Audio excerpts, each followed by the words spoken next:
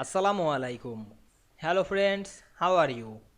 Welcome back to my another video. In this video, I am going to show you how to remove color from a specific page in Microsoft Publisher. Let's get started. Firstly, we have to open a Publisher document. Now we want to remove the color of specific page. Go to the page, then go to page design menu, then click the background option, and we can see here some backgrounds.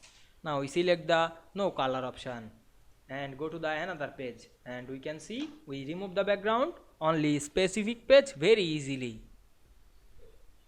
I hope you enjoyed the video. Please like, comment, share and subscribe my channel. Thanks for watching.